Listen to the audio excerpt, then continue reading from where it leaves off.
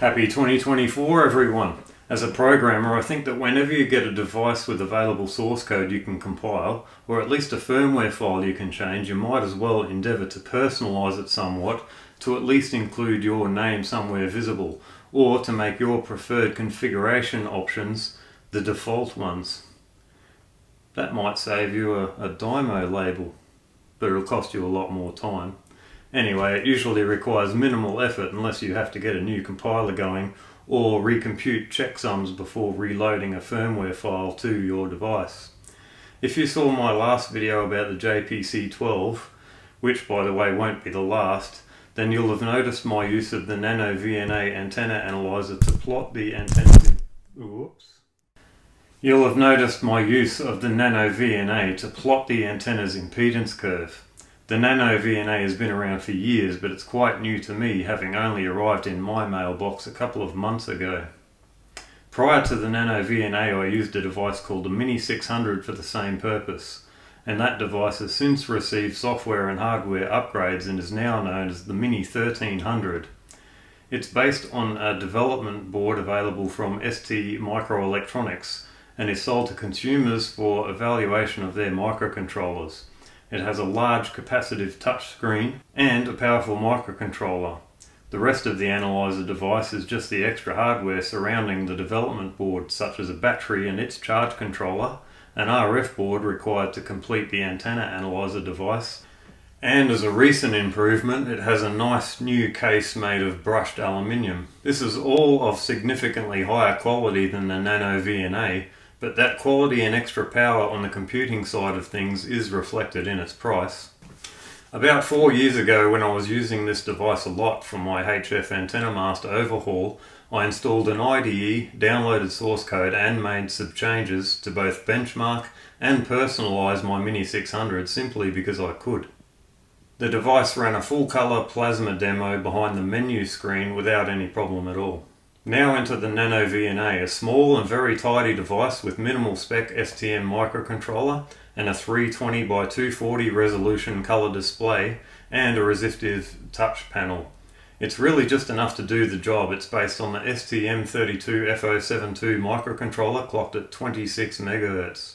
Compare that to the STM Discovery Board's 480 by 272 display resolution, STM32F746G clocked at 216 MHz, and you can begin to appreciate the difference between the two computing platforms as perceived by programmers. I followed the instructions on the GitHub project page to install a compiler and compile the source, which went smoothly after getting Ubuntu installed on a hard drive. Don't try this with Ubuntu installed on the test USB memory stick. Nothing sticks. It seems to have more amnesia than a Tails install. Although my Nano VNA came with Eugen 79 version software, which had some improvements, I wasn't able to compile that version or find the cause of the compiler error I was receiving. The practical resolution of the Nano VNA excluding margins is 300 by 232.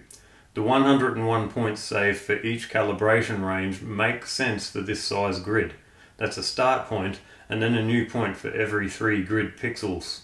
There's information such as battery display and text printed inside these margins, but its effective area is its grid where it plots its curves, and that's where the action happens.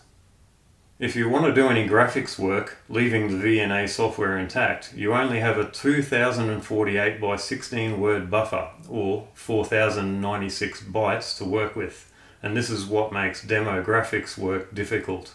If you want to use that as a full color display buffer, you only have 1365 pixels. That's only enough for 4 lines of the Nano VNA display. If you want to leave the VNA software intact, as I do, the best place to do anything is in the existing version screen function, where some hardware and software information is normally displayed. In its normal mode, it's always sweeping, which is a feature I like the way it is. You can see an antenna in real time as you change things. Some people watching this may not know what it's like to try to write with a microcontroller or other platform of such poor resource, or properly understand the consequences of doing 2D graphics without the luxury of an off-screen frame buffer. When messing with an existing software, the first thing you might try is simply drawing to the screen. Without any double buffering, you'll soon run into what's classically known as screen tearing. Although this Plasma demo is incredibly slow and only has 3 colours, it would look a lot better if each frame appeared to be printed instantly. Instead, we see a visible raster moving down the screen, tearing the previous frame. If we had enough memory to draw the new frame into an off-screen memory buffer, we could overwrite the old frame with the new one almost instantly. Even if there was a raster doing the redraw, it wouldn't be delayed by the Plasma demo processing. For this platform, I gave up on Plasma completely, but because I'd already included the code, I left one single frame at the beginning of my next test of drawing an animated sine wave text banner. I use this code in almost all of my own software, no matter the platform. I wrote the variable width font and functions to print it from scratch some time ago. In this instance, the first thing you might try is simply drawing the animation endlessly in a while loop. In this case, there's still no double buffering and nothing is clearing the display, so one text string simply overwrites the previous one. And because there is movement and only the text is drawn, the banner quickly ends up in a mess. The next logical progression might be to clear the screen by drawing a solid black frame between each graphics frame. That way we start with a clean slate each time we want to display a frame. To speed things up, I've only drawn enough of a black rectangle to cover the banner, which is a little faster than clearing the entire screen. But not so fast. This results in another form of screen tearing. This is terrible because the text is drawn from left to right and the banner is then masked with a fill rectangle that the graphics library draws from top to bottom. You see a pretty good representation in this video of what I actually see on the Nano VNA display. Persistence of vision makes some parts of the banner appear brighter than other parts, and screen flickering isn't even consistent. But wait, I have another idea. Why not draw a frame of text in the visible white color and then suspend the sine wave movement for a frame and use the exact same text printing function to draw a black copy of the same text straight over the white one. It's the best idea so far because the timing of each screen update is perfectly balanced. We still see display flicker, but at least it's consistent. Okay, we have 2048 words of buffer we can use. Let's solve this problem properly. I mentioned that we have enough of a screen buffer to handle 4 full color lines on this display, but we aren't drawing in color, are we? If we multiplied the 2048 words in the available RAM buffer by 16 bits, we get 32,768 bits. For a 320 pixel wide display, that's up to 102 lines of single bit monochrome frame buffer. Most implementations of C aren't intended for reading and writing bits, although it can always be done with masking. It just takes several instructions, and that increases the time that drawing will take and slow things down.